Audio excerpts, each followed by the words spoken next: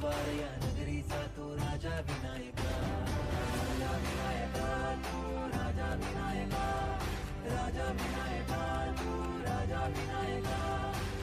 हे गजानन हे गजानन हे गजानन हे गजानन हे गजानन तू आधीश्वर तू परमेश्वर तूच ईश्वर। हे गजानन हे गजानन हे गजानन हे गजानन हे गजानन हे गजानन हे गजानन हे गजानन।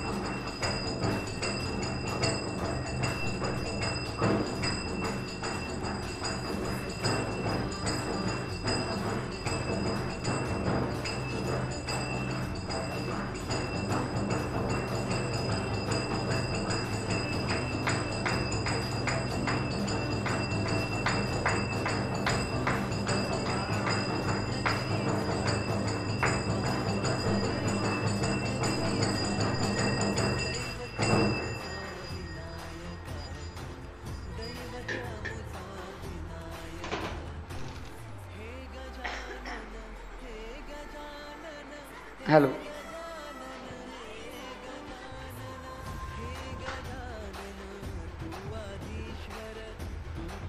चिंतामणि जय जय ओंकार, विष्णु महेश्वर जनका जय विश्वाधार, विद्या विद्यारमणा सच्चिद सुखधारा, स्वानंदेश भगवंदे चरणीधारा। जय देव जय मंगलमूर्ति, तव दर्शन मात्रे हो भक्ति सिद्धपुरति। जय देव आद्य ब्रह्मादीशा योगी रुद्रामा, करुणापार हे मंगलधामा। मत्सर मुखतनुजा हे परिपूरित कामा, स्वामिन विघ्नाधीश दे निज सुकामा। जय देव जय मंगलमूर्ति, तव दर्शन मात्रे हो भक्ति सिद्धपुरति। जय देव श्रीमन्मोदगल शुकमुख दत्तात्रिक योगी, नारायण गिरिजातवर विमुख स्वर भोगी। जैसे संतत तव पद कमली भोगी, भव वैद्या शरण कुशधारी भव योगी। जय देव जय मंगलमूर्ति, तव दर्शन मात्रे हो भक्ति सिद्धपुरति। जय देव श्रीमद गणेश दक्षांगी वास, त्रिनयन शशि भारत वैसित पित सुहास। विद्या तुम्हि तत्त्वं वदभास, अंकुशधारी असि परिगणमय करियास। जय देवी सिद्धि माते, द्वंद्वा वेदे आरती करितो तुम्हाते। जय देव सुखकर्ता दुःखहर्ता भर्ता विघ्नाकी, नुर्वी प्रेम रूपा जयाची। सर्वांगी सुंदर ओढिषेंदुराची, कंठी जके माळ मुक्ता फळांची। जय देव जय मंगलमूर्ति, दर्शन मात्रे मन कामना पुरती। जय देव रत्नाकांचित भारा तुझ गौरी कुमारा,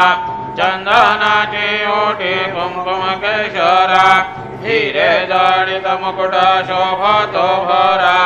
गुणदेनो पुरे चरणी घाकर्या जय देव जय मंगल मूर्ति दर्शन मात्रे मन कामना पुरति जय देव लंबोदर पीतांबर फणिमर वंदना सरल सोंड वक्र सोंड त्रिनयना दाश्रमाता वाटपाहे सदना संकटी पावावे निर्वाणी रक्षावे सुरवर वंदना जय देव जय मंगल मूर्ति दर्शन मात्रे मन कामना पुरति जय देव सिंदूर लाल चढ़ायो अच्छा गजमुख को दोंजिल लाल मिराजे सुध गौरी हर को हाथलिए गुड़ लड्डू साई सुरवर को महिमा कैन जाय लागत भूपद को जय गणराज विद्या सुखदाता धन्य तुम्हारो दर्शन मेरा मन रमता जय देव अष्टौ सिद्धि दासी संकट को बैरी विघ्न विनाशन मंगल मूर्त अधिकारी कोटि सूरज प्रकाश ऐसे छवि तेरी गंडस्थल मदमस्तक धूले शशिहारी जय गणराज विद्या सुखदाता धन्य तुम्हारो दर्शन मेरा मन रमता जय देव भाव भगत से कोई शरणागत आवे संतति संपत्ति सब ही भरपूर पावे ऐसे तो महाराज मोको अति भावे गोसावी नंदन निशिदिन गुण गावे जय गणराज विद्या सुखदाता धन्य तुम्हारो दर्शन मेरा मन रमता जय देव लवधवती विक्राल ब्रह्मांडी माला विषय कंठकारा त्रिनेत्री ज्वाला लावण्य सुंदर मस्तकी भाला तेथुलिया जल निर्मल वाये धुलधुला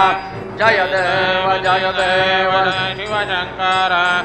आरतियो वाणु दुजकर पुर गौरा जय देव कर्पूर गौरा भोला नैनी विशाला अर्धंगी पार्वती सुमनांजमाला विभूति से उदरणा श्रुति कंठनीला ऐसा शंकर शोभे उमा वेलाला जय देव जय शिव शंकरा आरतियो वाणु तुझकर पुर गौरा जय देव देवी दैत्य सागर मंथन बैकेले यामागी अवचित रहता पडले तेन्वासुर पणे प्राशन केले नीलकंठ नाम प्रसिद्ध झाले जय देव जय शिव शंकरा आरतियो वाळू तुझकर पुर गौरा जय देव व्याघ्रांबर मणिवरधर सुंदर मदनारी पंचानन मनमोहन मुनिजन सुखकारी शतकोटि से बीज वाते उच्चारी रघुकुल तिलक नाम दासांतरी जय देव जय शिव शंकरा आरतियो वाळू तुझकर पुर गौरा जय देव दुर्गे दुर्गण भारी सुदगण सौकारी अनाथनाथे अम्बे करुणा विस्तारी वारी वारी जन्म मरणाते मारी नारी प्रणलो आता संकट निवारी जय देवी महिषासुरमर्दिनी सुरवर ईश्वर वरदे तारक संजीवनी जय देवी त्रिभुवनी भुवनी पाता तुझैसी नाही कार्य जमले परंतु न बोलवे काही साही विवाद करिता पडले प्रवाही जे तू भक्ता लागी पावसी लवलाही जय देवी महिषासुरमर्दिनी सुरवर ईश्वर वरदे तारक संजीवनी जय देवी प्रसन्न वदने प्रसन्न होसी निकटाशा क्लेशापासून सोडी थोडी भवपाशा अंबे तुझ वाचून कोण पुरविला आशा नरहरितल्लिनधारापदपङ्कजक्लेशा जय देवी महिषासुरमर्दिनी सुरवर ईश्वर वरदे तारक संजीवनी जय देवी उत्कट साधु निशीला सेतु बंधोनी लिंग देह लंकापुरी विध्वंसोनी कामक्रोधादि राक्षसमर्दोनी देह अहं भाव रावण निवटोनी जय देव निज बोधारामा परमार्थे आरती सद्भावे आरती परिपूर्ण कामा जय देव प्रथम सीता शोधी हनुमंत केला लंका दान करणी अखिया मारीला जमुआई भुवनी राखीला आनंदाची गोडी घेऊन आला जय देव निज बोधारामा परमार्थे आरती सद्भावे आरती परिपूर्ण कामा जय देव निज बळे निज शक्ती सोडविली सीता म्हणून येणे झाले अयोध्ये रघुनाथ आनंदे ओसंडे वैराग्य भरता आरती घेऊन आली कौसल्या माता जय देव निज बोधारामा परमार्थे आरती सद्भावे आरती परिपूर्ण कामा जय देव अनुहत ध्वनि करती अपार 18 पद में वानर करती पुकार अयोध्येसी आले दशरथ कुमार नगरी हो तो आहे आनंद तोरा जय देव निज बोधारामा परमार्थे आरती सद्भावे आरती परिपूर्ण कामा जय देव सद सिंहासनी राजा रघुवीर सोअंबावे तया पूजा उपचार सदांची आरती वाद्यांचा गजर माधवदास स्वामी आठवना विसर जय देव निज बोधारामा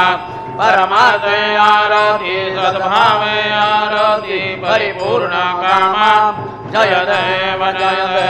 त्रिगुणात्मक त्रैमूर्ति दत्तहारण त्रिगुणी अवतार त्रैलोक्य राण नीति शब्द नाय हनुमान सुरवर मुनि जन योगी समाधि ध्यान जय देव जय श्री गुरुदत्ता आरती ओ वाणीता हरली भव चिंता जय देव सौभाग्य अभ्यंतरी तू एक दत्त अभाग्यासी कैसी न कळे ही मात पराई परतरी निरकैसा हेत जन्म मरणाचा पुरला से अंत जय देव जय श्री गुरुदत्ता आरती ओ वाणीता हरली भव चिंता जय देव दत्त येऊनिया उभा टाकला सद्भावे साष्टांगे प्रणिपात केला प्रसन्न होनी आशीर्वाद दिला जन्म मरणाचा फेरा चुकविला जय देव श्री गुरुदत्ता आरती ओ वाणीता हरणे भव चिंता जय देव दत्त ऐसे लागले ध्यान हरपले मन झाले उन्मन मी तूपणाची झाली बळवण एका जनार्दनी श्री दत्त ध्यान जय देव जय श्री गुरुदत्ता आरती ओ वाणीता हरली भव चिंता जय देव युगे 28 विटवारी उभा वामांगे लकुमाये विच दिव्य शोभा पुंडलिकाचे भेटी मन ब्रह्मालिका चरणी माये भीमा उद्धरी जगा जय देव जय पांडुरंगा रघुमाई वल्लभाराई श्यावल्लभा पावे शिवलगा जय देव तुलसी माळा गळा करटे होनिकटी कासे पीतांबर कस्तुरी ललाटी देव सुरवर नित्येती भेटी गरुड हनुमंत पुढे उभे राहती जय देव जय पांडुरंगा रघुमाई वल्लभा रायेच्या वल्लभा पावे जीवलगा जय देव धन्य वेणुनाद नक्षत्रपाळा सुवर्णाचे कमळे वनमाळा गळा राये रखुमाबाई राणी या सकळा ओवाळी राजा विश्वासा भळा जय देव जय पांडुरंगा रखुमाई वल्लभा रायेच्या वल्लभा पावे जीवलगा जय देव ओवाळो आरत्या कुर्वण्या येती चंद्रभागे मध्ये सोडून या देती चिंध्या पताका वैष्णवनाथती पंढरीचा महिमा वर्णावाकिती जय देव जय पांडुरंगा रखुमाई वल्लभा रायेच्या वल्लभा पावे जीवलगा जय देव आषाढी कार्तिकी भक्त जन येती चंद्रभागे मध्ये स्नान जे करती दर्शन हे मात्रे मुक्ती केशवासी नामदेव भावे ओवाळीती जय देव जय पांडुरंगा रखुमाई वल्लभा रायेच्या वल्लभा पावे जीवलगा जय देव सत्राणे उड्डाणे ओंकार वदने गरिडळ भूमंडळ सिंधू जळ गगनी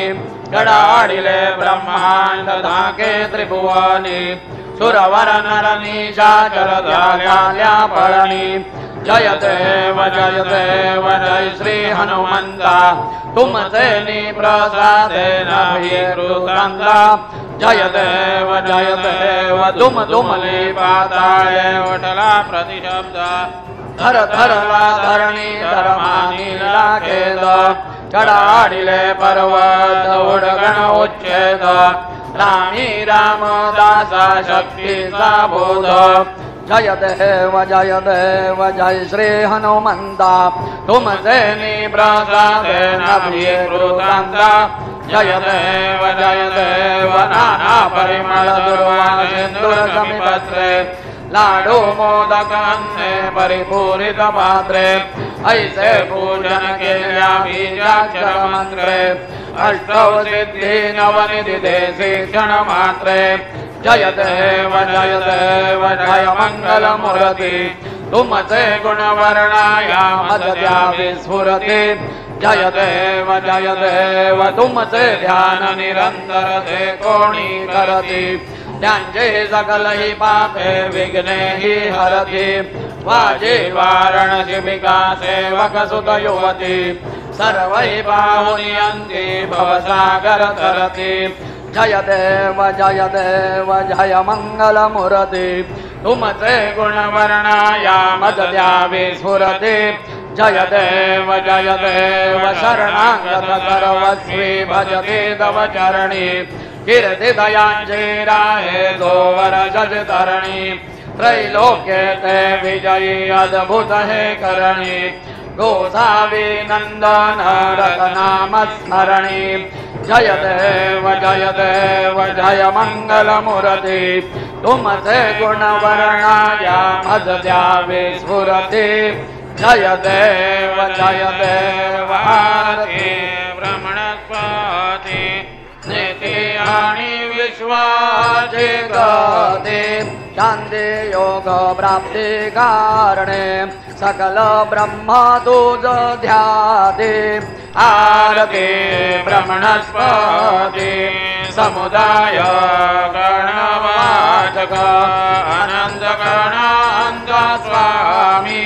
नाम शोभे गणपती भिन्न भिन्न नाही सद्मी सगुणी रूप धरिले ते ओंकार तुम्ही अनंते अखंडवास सकल सुखाचे ब्राह्मी आरती ब्रह्मणस्पती नेते आणि विश्वाचे गती शांती योग प्राप्ती कारणे सकल ब्रह्म तुझ ध्याते आरती ब्रह्मणस्पती सकलांचा आई बाप यावनी ज्येष्ठ राज भुक्ती मुक्ती आदिपद सगुण सिद्धींचे साज आत्मज्ञान बुद्धी नाम त्यांचा पते तो विराज दया लागे सकल पूजले ध्यान आणि पदांचे काज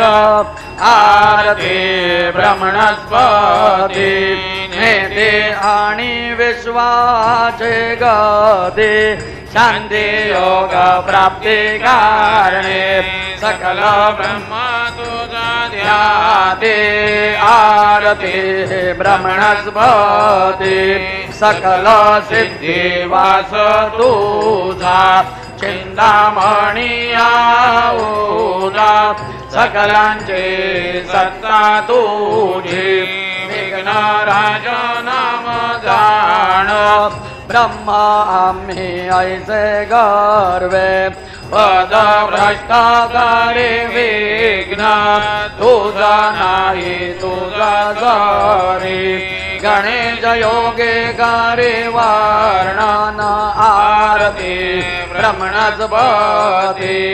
नेते आणि विश्वाचे गते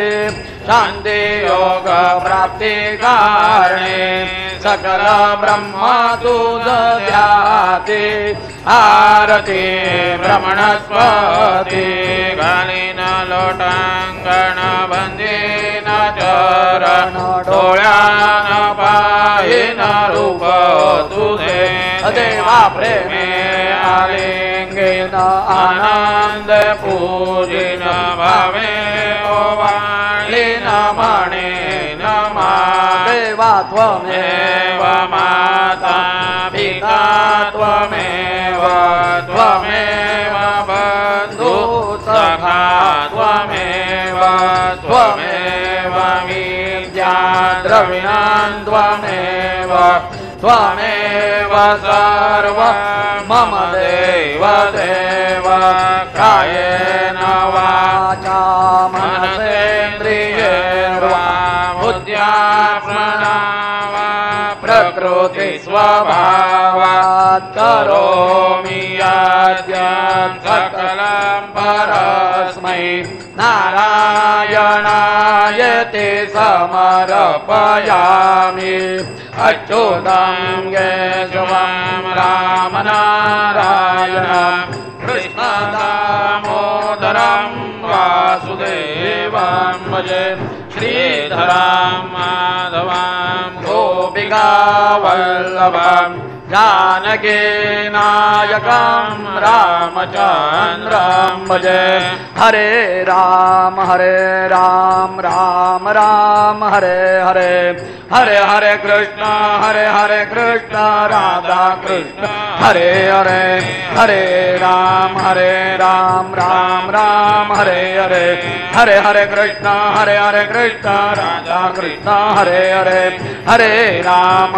राम राम हरे हरे हरे हरे कृष्ण राधा कृष्ण हरे हरे हरे राम राम राम हरे हरे हरे हरे कृष्ण राधा कृष्ण हरे हरे हरे राम राम राम हरे हरे हरे हरे कृष्ण राधा कृष्ण हरे हरे हरे राम राम हरे हरे हरे हरे कृष्ण राधा कृष्ण हरे हरे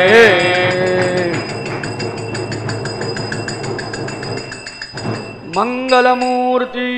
मौर्य ओम सति ओम गणानां गणपति महामहे कविं कवीनामुपमश्रवसमां ज्येष्ठराजं ब्रह्मणां ब्रह्मणस्पदान शृण्वन्नोतिभिः ॐ नमो महद्भ्यो नमो अर्भकेभ्यो नमो योभ्यो नमाशिनेभ्यः यजामदेवान्यदृक्नमाममाजय सशौसमावृक्षिदेवाः ॐ ममतु नः परिर्मावसरः ममतु मातो अपावृषण्वान् शीतमिन्द्रापर्वताय वन्नस्तन्नो विश्वे परिवस्यन्तु देवाः ॐ कथाते अग्निषुजयन्दायोर्ददाशुर्वाजेभिराशुषाणाः उभे यत्त्वकेतनये दधानारुतस्य सामन्रणयन्द देवाः ॐ यज्ञेन यज्ञमयरन्द देवास्तानि धर्माणि प्रथमान्यासन्न देहनाकं महिमानस्य चन्द यत्र पूर्वे साध्याः सन्ति देवाः ॐ राजाधिराजाय प्रशयसाहिने नमो वयवै श्रवणाय कुर्महे समे कामान् कामकामाय मह्यं कामेश्वरो वै श्रवणो ददातु कुबेराय वै श्रवणाय महाराजाय नमः ॐ स्वस्ति साम्राज्यं भोज्यं स्वराज्यं वैराज्यं पारमेष्ठ्यं राज्यं महाराज्यमाधिपत्यमयं समन्दपर्यायी स्यात् सार्वभौमसार्वायुषान्ताथा परार्धात् समुद्रपर्यन्ताय एकराळिति तदक्लेशश्लोको विगीतो मरुतः परिवेष्टारो मरुतस्यावसनगृहे दीक्षितस्य कामप्रेरविषवे दैवा सभासद इति ॐ यो वेतां ब्रह्मणो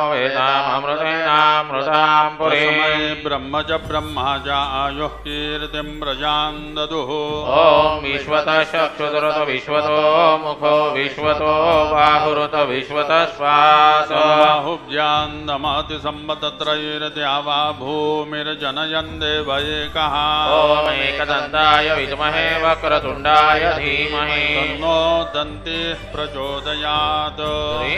सिद्धिनायकाय संगाय सपरिवार देवताभ्यो नमः मन्त्रपुष्पाञ्जलिं समर्पयामि यानि कानि च पापानि जन्मान्तरकृतानि च तानि तानि विनश्यन्ति प्रदक्षिण पदे पदे श्री सिद्धिनायकाय संगाय सपरिवार देवताभ्यो नमः प्रदक्षिणान् समर्पयामि नमोऽस्तु नन्दाय सहस्रमूर्ते सहस्रपादाक्षिशिरोर्भावे सहस्रनाम्ने पुरुषाय शाश्वते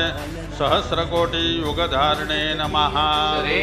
सिद्धिनायकाय संगाय सपरिवार देवताभ्यो नमः नमस्कारान् समर्पयामि आवाहनं न जानामि तवार्जुन पूजाञ्जैव न जानामि क्षम्यतां परमेश्वर क्षम्यतां परमेश्वर क्षम्यतां परमेश्वर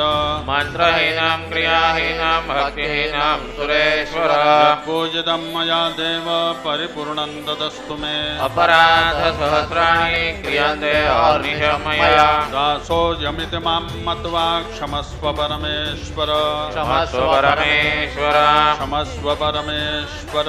अन्यथा शरणं नास्ति त्वमेव शरणं मम तस्मात् कारुण्यभावेन रक्ष रक्ष परमेश्वर रक्ष रक्ष परमेश्वर रक्ष रक्ष परमेश्वर गतं पापं गतं दुःखं गतं दारिद्र्यमेव च आगता सुखसम्पत्तिः पुण्याच्च तव दर्शनात् रूपं देहि जयं देहि यशो देहि द्विषो जहि पुत्रान् देहि धनं देहि सर्वान् कामांश्च देहि मे श्री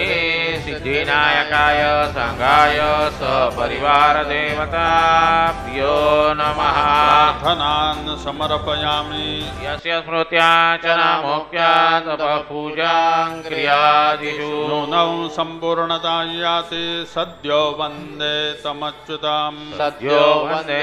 तमच्युताम् सद्यो वन्दे तमच्युताम् अनेन यथा ज्ञानेन यत्कृत पूजनेन तेन श्री सिद्धिनायकाय संगाय सपरिवार देवता प्रीयन्तान्न मम